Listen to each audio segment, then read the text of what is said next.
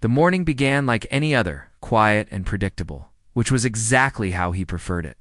The research settlement sat on the edge of a wide, dusty plain, surrounded by metal structures and tall signal towers that hummed softly all day and night.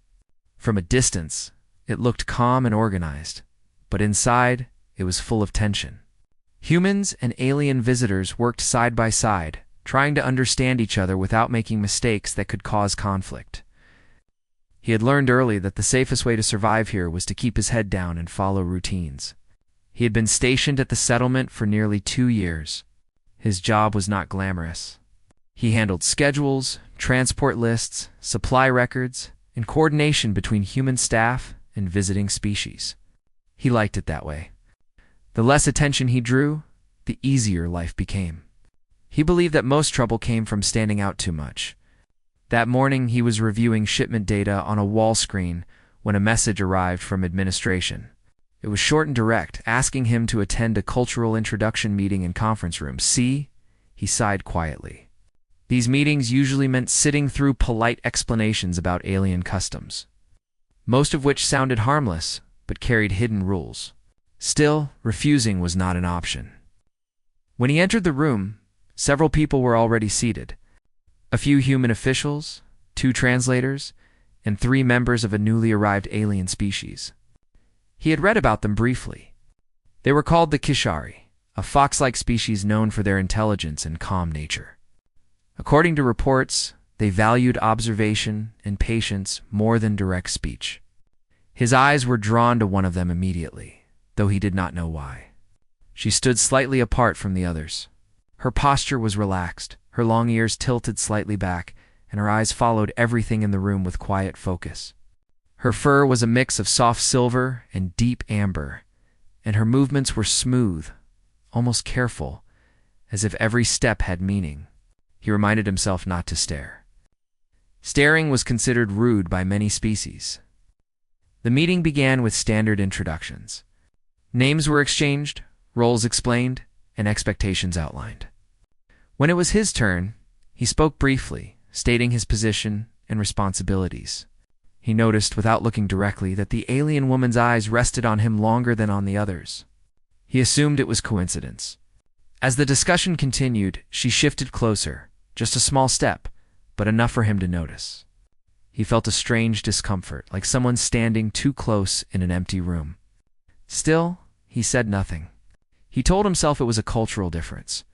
Many species had different ideas of personal space. After the meeting ended, people stood and began to leave in small groups. He gathered his tablet and turned toward the exit. As he stepped into the hallway, he realized she was walking beside him. "You organize movement," she said through the translator device, her voice calm and steady. "Yes," he replied politely. "Transport and coordination." She nodded slowly, as if confirming something. "You observe before acting." He blinked, surprised. "I suppose so."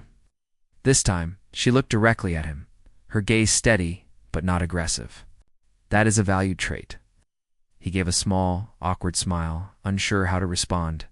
Compliments from alien species often carried meanings humans did not fully understand.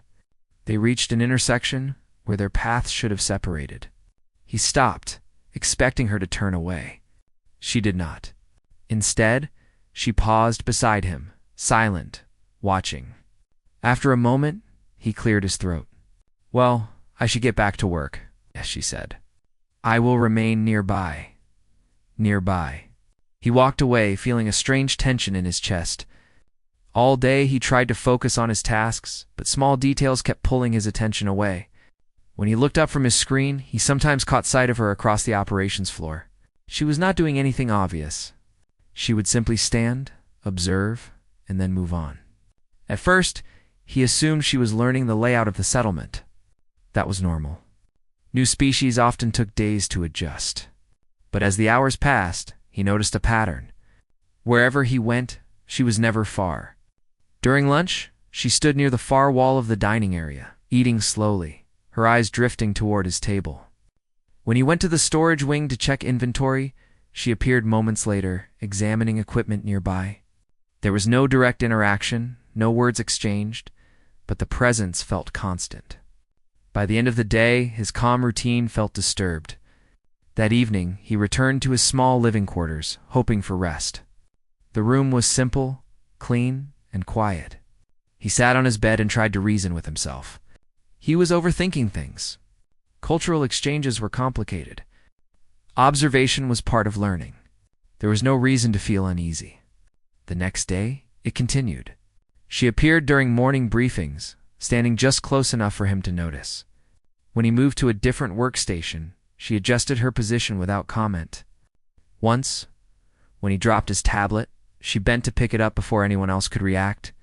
She handed it to him with both hands, a gesture that felt oddly formal. "Thank you," he said. She tilted her head slightly. "You are welcome." That was all.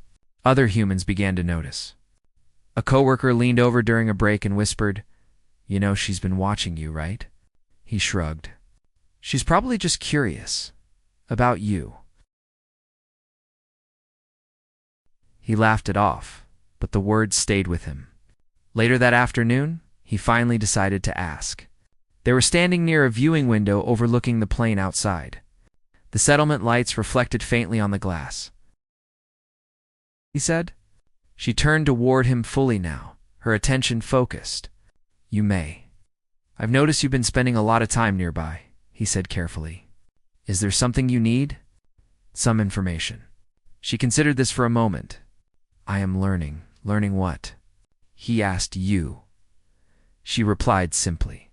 His heart skipped, though he didn't know why. "Me. Yes." He tried to keep his voice steady. "Is that normal?" "For us," she said, "yes." Before he could ask more, a call came through on her communicator. She listened, nodded once, and stepped away. That night, he could not sleep well. His mind replayed the past 2 days, searching for meaning.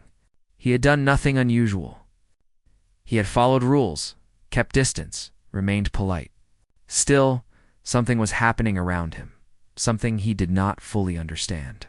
On the third morning, he awoke to a message requesting his presence in the observation garden, a shared space used for informal cultural interaction. When he arrived, she was already there, standing beneath artificial trees that hummed softly with energy. She turned as he approached, ears lifting slightly. "You came," she said. "You asked me to," he replied. "Yes." They stood in silence for a few seconds. Then she spoke again. "You do not avoid me." He frowned slightly. "Should I?" "No," she said. "It means acceptance." A strange chill ran through him. "Acceptance of what?" She looked at him with calm certainty, as if the answer were obvious. "Of being seen." He opened his mouth to respond, but no words came. For the first time since arriving at the settlement, he felt a quiet fear settle in his chest. Not panic, not danger, but the feeling that something important had already begun without his permission. As she continued to watch him, peaceful and patient, he realized that what he thought was a simple introduction might have been something much more serious, and he had stepped into it without knowing. The days after that meeting in the observation garden felt different to him, even though nothing on the surface had changed. The settlement still woke up with the same low hum of machines, the same scheduled announcements, the same flow of workers moving through metal corridors. Yet for him, every moment now carried a quiet tension, like waiting for something unnamed to happen. He tried to return to his normal routine. He arrived early at his station, reviewed transport schedules, checked supply logs, and responded to requests from different departments. On paper, everything was normal. Inside, his thoughts kept drifting back to her words. "It means acceptance." He did not know why that sentence stayed with him, but it did, repeating in his mind during the most ordinary tasks. She continued to be present, always in the same quiet way. She did not interrupt his work or demand attention. She did not ask personal questions or speak more than necessary. Instead, she stayed nearby, watching and learning. When he moved, she adjusted her position. When he paused, she paused too. It was not obvious enough to complain about, yet it was impossible to ignore. At first he told himself that this was part of her culture. The Kishirai were known to value observation. Perhaps she had been assigned to study human behavior and he happened to be a convenient subject. That explanation made sense, and he held on to it because it made him feel safe. But small moments began to challenge that belief. One afternoon, he was organizing a delivery route with another coordinator when the power briefly flickered. It was nothing serious, just a routine system adjustment. Still, he felt her presence immediately. She had moved closer without a sound, standing between him and the open corridor.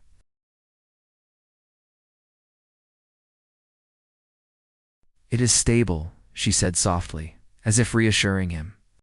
"I know," he replied, slightly confused. "This happens sometimes." She nodded, but did not move away right away. Another time, during a meal break, a group of humans were speaking loudly nearby, laughing and complaining about long shifts. Their voices rose in frustration, though there was no real anger behind them. He noticed her ears flattened slightly, her attention focused on the group. Without thinking, he lowered his own voice when he spoke to his coworker. Only then did her posture relax. He began to notice these patterns more often. She reacted to his environment, not just observing, but responding in ways that seemed connected to him.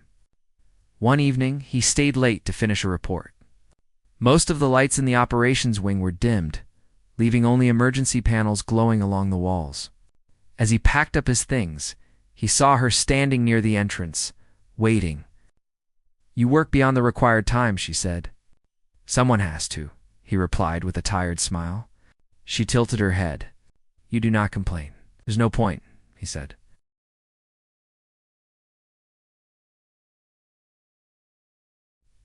He did not know how to respond to that, so he simply nodded. As they walked out together, he finally asked, "Do you ever get tired of watching?" She looked at him, a hint of curiosity in her expression. Watching is not tiring. It is commitment.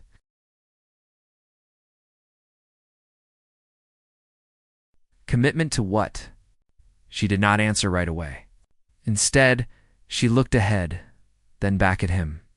To understanding, it was not a lie, but it did not feel like the whole truth either. Over the next few days, their interactions remained brief but frequent. She began to anticipate his movements, standing near doors before he reached them, stepping aside when he needed space, handing him objects before he asked. It was efficient, almost helpful, yet deeply unsettling.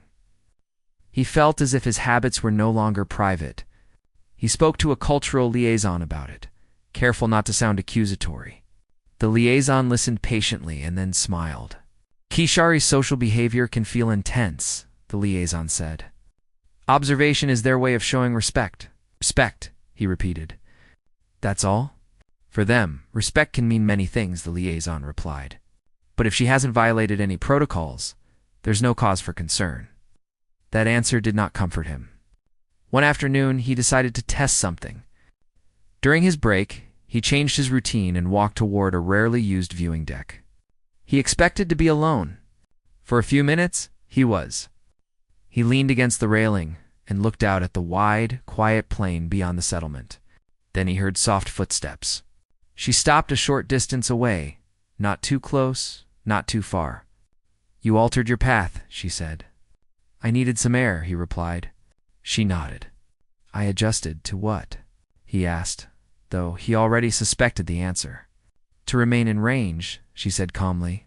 A strange mix of emotions rose in him: Moni's confusion, and something else he could not name. "Why?" he asked. She seemed surprised by the question. "Because separation during observation is undesirable." "Undesirable for who?" "For us," she said. "For me." That was the first time she had spoken so personally. He exhaled slowly. "You're making me uncomfortable." Her ears shifted slightly, a sign he recognized as concern. "That was not my intention? Then what is?" he asked. She was quiet for a long moment. "Alignment." He shook his head. "You're going to have to explain that in human terms." She stepped closer, still leaving a respectful distance. When a Kishari finds another being whose patterns match theirs, we remain close. We observe, we adjust ourselves to them. If the other does not withdraw, it confirms harmony. "And if they don't realize what's happening?" he asked. She frowned slightly, as if the idea were unfamiliar. Realization is not required. That answer sent a chill through him. That night, he lay awake in his quarters, staring at the ceiling. He thought about all the moments he had ignored, all the times he had stayed silent out of politeness. In her culture, those silences meant something. He wondered what he had already agreed to without knowing. The next day, he avoided common areas as much as possible, choosing routes that minimized interaction. Still, she found him. She did not look upset or angry. If anything, she seemed more focused, as if narrowing her attention. "I need space," he replied. She studied him carefully. Space can signal rejection. "I'm not rejecting you," he said quickly. "I just need clarity." "Clarity will come," she said. "It always does." Her calm certainty unsettled him more than any direct threat could have. As she walked away, he realized something important. What he thought were small, harmless gestures were part of a process he did not understand. Each step, each moment of tolerance had meaning to her. And while he still believed he could step back, a quiet fear whispered that the choice might already be slipping away. By the end of that week, he no longer felt like a simple observer in the settlement. He felt like a participant in something unspoken, something moving forward without asking him to keep up. And that frightened him more than he wanted to admit. The tension he had been carrying finally reached a point where he could no longer ignore it.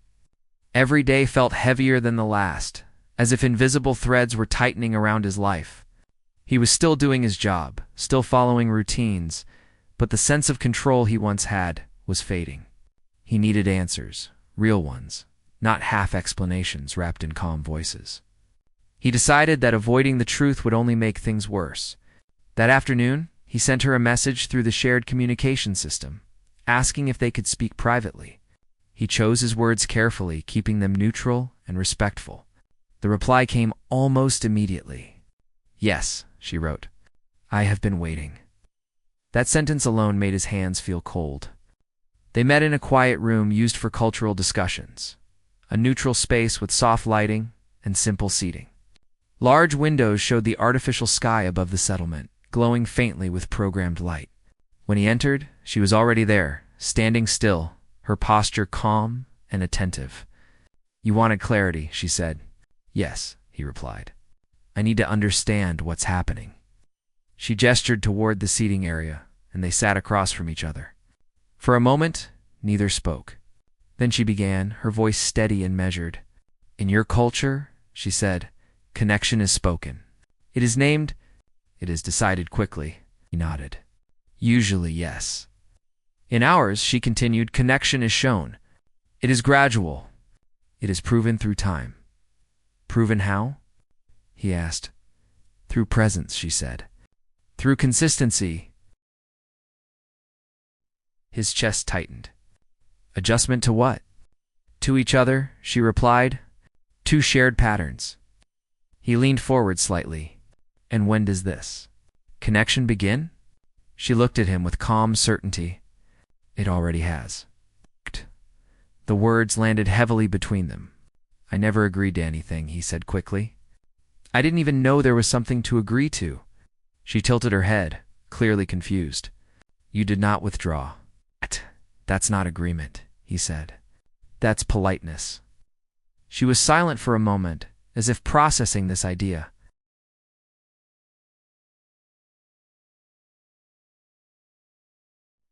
A wave of unease washed over him. "You believed that we were aligned," she finished. "Yes." He stood up, pacing the room. "This isn't fair," he said. "I didn't understand the rules." "There are no rules," she replied gently. "Only patterns." He stopped and looked at her. "And what happens when these patterns form?" She did not answer right away. Instead, she reached into a small device at her side and activated a visual display. Images appeared in the air between them, symbols, diagrams, and scenes showing pairs of Kashari moving together, living together, working together. "This is the bonding process," she said. "Once completed, it is recognized by our society." "And how do you know when it's completed?" he asked, though he already feared the answer. "When the observed one remains," she said.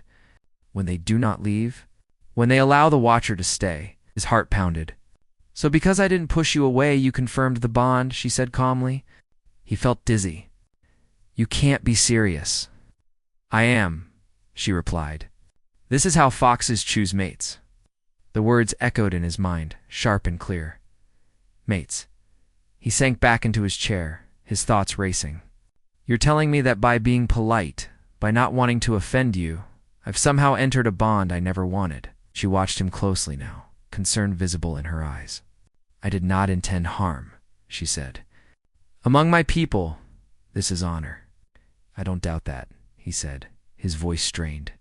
But in my culture, this would never be okay. She leaned forward slightly. Then your culture is incomplete. The words were not meant as an insult. That made them worse. He laughed once, bitterly. Do you know what happens if I try to end this? She hesitated. It would be disruptive. Disruptive, how? He pressed. She chose her words carefully. To my standing, to our alliance, to the understanding between our species. A cold realization settled in. This isn't just personal, is it? No, she admitted. It is public. He ran a hand through his hair. So what am I supposed to do? Just accept it? She looked at him, her expression open and sincere. Acceptance brings peace. For you, he said. For us, she corrected. He left the room shortly after, his mind spinning. The corridors felt narrower than before, the walls closer. He went straight to human administration, requesting an urgent meeting with legal and cultural advisors. They listened as he explained everything, from her constant presence to her explanation of bonding. When he finished, the room was quiet. Finally, one of the officials spoke. This is complicated. That's one way to put it, he said. The Kishari bonding process is documented, another advisor added. We were briefed on it during early negotiations. You didn't think to warn us? He snapped. It's rarely applied to humans, the advisor replied, and usually involves consent discussions beforehand. Well, that didn't happen, he said. The officials exchanged uneasy looks. If you formally reject the bond now, one said carefully, it could be interpreted as a serious insult. Insult. He repeated, I'm talking about my life, as the official said softly, and we're talking about peace. The word hung in the air like a weight. So what? He said slowly. You're asking me to carry this for everyone else. No one is forcing you, another official said. He laughed without humor. You just told me what happens if I don't. Silence followed. When he left the meeting, the settlement felt different. He saw it clearly now, not as a place of cooperation, but as a delicate balance held together by unspoken sacrifices. And somehow, he had become one of them. That evening, she found him again, standing near the outer viewing platform. He did not turn when she approached. You sought clarification, she said. You have received it, yes, he replied. I have. She stepped beside him, looking out at the distant lights. You are distressed. I feel trapped, he said honestly. She was quiet for a long time. Then she said, trapped beings struggle. Aligned beings adapt. He looked at her then, really looked at her. She was not cruel. She was not manipulating him in the way humans might. She truly believed this was right, that this was connection, not control. But belief did not change impact. I need time, he said. You have time, she replied.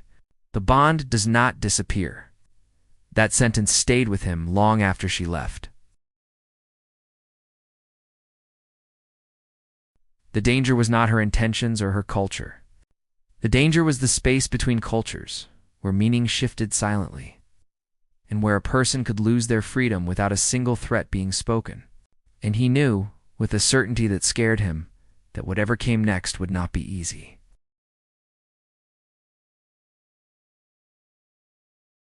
Even the quiet moments, the ones he used to enjoy, now felt heavy. He moved through the settlement like someone carrying an invisible weight. People spoke to him, asked questions, joked as usual. But he felt distant, as if a thin wall had formed between him and the rest of the world. He could not stop thinking about the word she had used, bond. Not friendship, not interest. Something deeper, something that carried rules and expectations he had never agreed to. The worst part was knowing that no one had meant to harm him. There was no clear enemy to fight, no obvious mistake to correct. That made everything harder. He tried to create distance without making it obvious. He adjusted his work schedule, arriving earlier and leaving later. He chose longer routes through the corridors, hoping to avoid shared spaces. For a short while, it seemed to work. He did not see her for almost a full day. But the absence did not bring relief. Instead, it brought guilt, followed by fear. He caught himself checking corners, listening for soft footsteps. When he finally did see her again, standing quietly near the transport hub, he felt a strange mix of tension and familiarity. "You changed your pattern," she said calmly. "Yes," he replied. "I needed space." She nodded. "But distance weakens alignment." "I'm not trying to weaken anything," he said. "I'm trying to think." "Thinking is welcome," she replied. "Withdrawal is not." He clenched his jaw. "You keep saying that, but you don't understand what this feels like for me." She studied him closely. "Then explain." I stood near a window, overlooking the landing platforms. Ships arrived and departed in steady rhythm, carrying people who had choices, places to go, lives that still belonged fully to them. "I feel like I'm being watched all the time," he said quietly. "Like every action I take has meaning I didn't intend." Shh. She listened without interrupting. "In my culture," he continued, "choosing someone is something you talk about. You ask, you give the other person a chance to say yes or no. If they say no," she asked, "then that's the end of it," he said. "It has to be." She was silent for a long moment. "For us," she said finally, "to ask directly would place pressure on the other. Observation allows freedom." He let out a slow breath. "It doesn't feel free when I don't know it's happening." Her ears lowered slightly, a sign he had learned meant concern. "I see the conflict now," she said, "but the bond exists." "That's the problem," he replied. Word of his situation spread quietly among the human staff. No one spoke openly about it, but he felt the change in how people looked at him. Some avoided the topic. Others offered sympathetic smiles. A few treated him with careful respect, as if he had become something fragile. One coworker finally spoke to him during a late shift. "I heard administration's worried," the coworker said softly. "They don't want this to turn into a diplomatic issue, so my feelings are a problem now?" he asked. "No," the coworker replied quickly. "Just complicated." That word again. The pressure grew slowly, like water rising around his ankles. Meetings were held without him. Decisions were made quietly. He realized that, without anyone saying it out loud, an expectation was forming. He was supposed to endure this, to adapt, to be the flexible piece that kept everything else stable. He hated how reasonable it all sounded when explained calmly. One evening, she asked him to walk with her in the observation garden again. He considered refusing, then decided against it. Avoidance had only made things worse. The air was warm and still. "You are carrying distress," she said. "It affects your movements." "I'm tired," he replied. "Tired of being strong for everyone else?" She stopped walking. "You are not required to be strong. And why does it feel like I am?" he asked. She did not answer immediately. Instead, she reached out and gently touched the sleeve of his uniform, then withdrew her hand just as quickly. The gesture was light, careful, almost uncertain. "That was not part of the process," she said quietly. His heart skipped. "Then why did you do it?" "Because I sensed resistance," she replied. "And concern." He looked at her, surprised. "You're allowed to change the process?" "The process adapts," she said. "That is also alignment." They sat on a bench beneath the glowing leaves. For a long time, they said nothing. Then she spoke again. "I did not consider that you would feel trapped," she said. "Among my people, bonds bring safety." "For me," he said, "safety means choice." She turned toward him fully. "If choice is required," she said slowly, "then perhaps we must find a way to include it." Hope stirred, small but real. "Is that possible?" he asked. I do not know, she admitted. It has not been done before. That night, he returned to his quarters feeling something he had not felt in days, uncertainty, mixed with cautious relief. For the first time, she had acknowledged his experience without dismissing it. The next day, she requested a joint meeting with human cultural advisors. This surprised everyone. The room was tense as she explained, in clear and careful language, that while the bond was recognized by Kashari society, the human's distress could not be ignored. Alignment without stability is flawed, she said. The advisors exchanged glances. What are you proposing? One asked. Time, she replied, and renegotiation of meaning. The idea was risky. It meant slowing down a process her people considered settled. It also meant admitting that cultural systems were not perfect. After long discussion, a temporary agreement was reached. The bond would not be publicly acknowledged. She would reduce her constant presence. He would not be expected to make any formal commitment. It was not freedom, but it was movement. When the meeting ended, he felt drained. She walked with him back to the corridor. This is difficult for you, she said. Yes, he replied, but it's better than silence. She nodded. For me as well. The days that followed, things changed. She gave him more space. She no longer followed every shift in his movement. When they spoke, it was more direct, more balanced. He felt his breathing ease, just a little. Still, the bond was not gone. It lingered between them, quiet but present. One evening, as they stood watching ships depart, he spoke honestly. She looked at the stars beyond the dome. Endings are less important than understanding, she said. He realized then that this was no longer about escape. It was about redefining something that had already begun, turning a silent trap into a conversation. And while the path ahead remained uncertain, he no longer felt completely alone inside it. That, for now, was enough to keep going. The change did not happen all at once.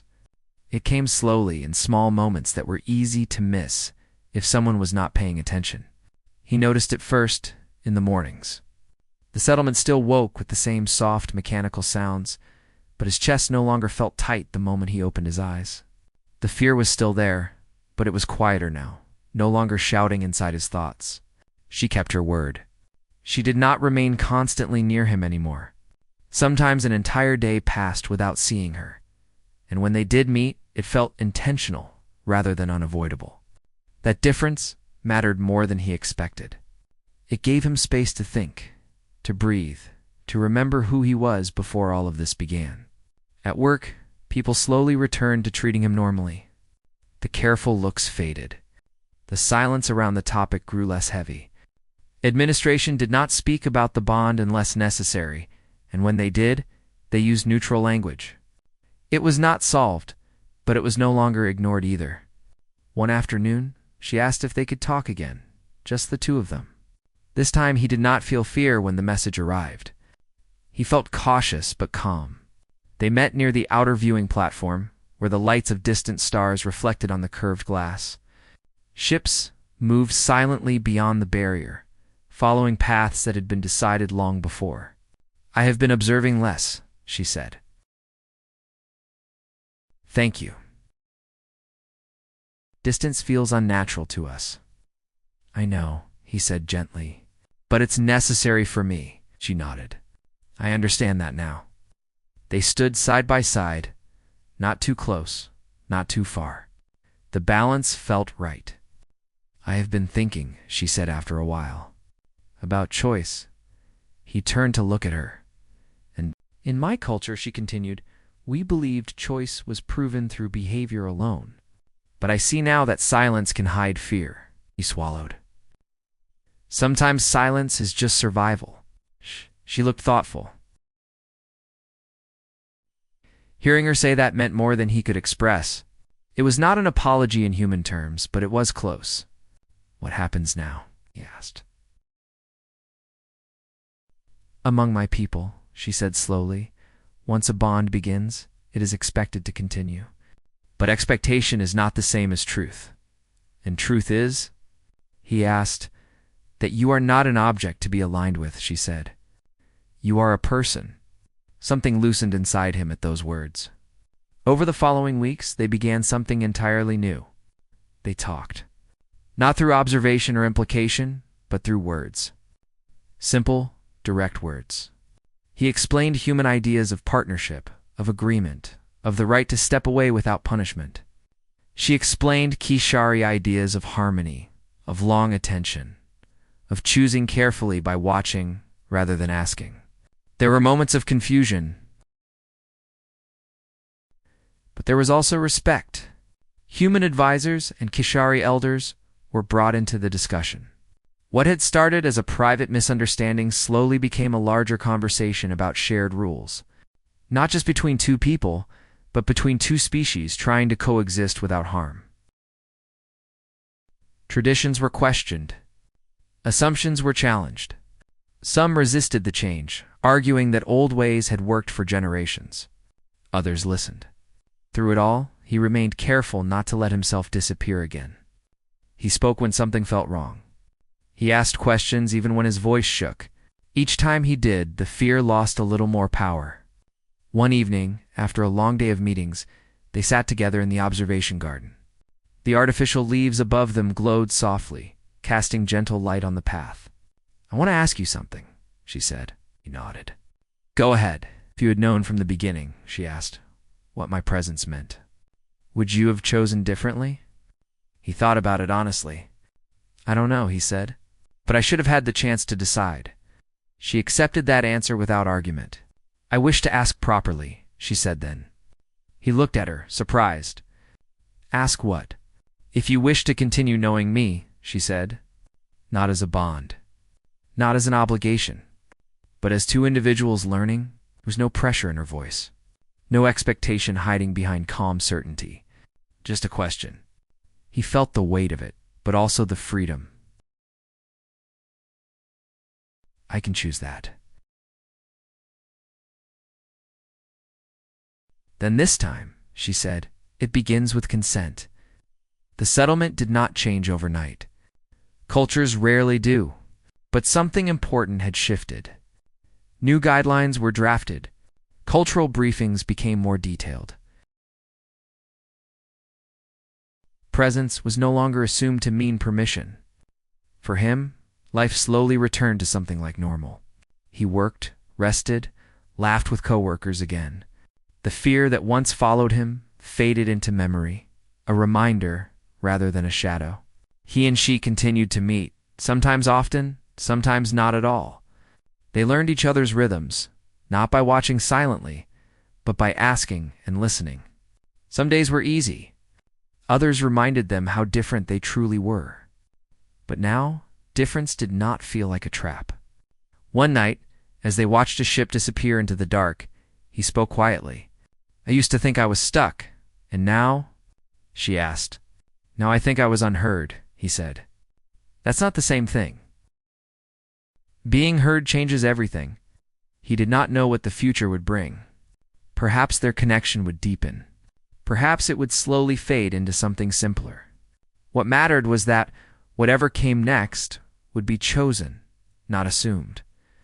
As he left the platform that night, he felt something he had not felt since the beginning of this strange journey ownership of his own life. Not because everything was resolved, but because his voice now mattered. And that, more than any bond, was what truly set him free.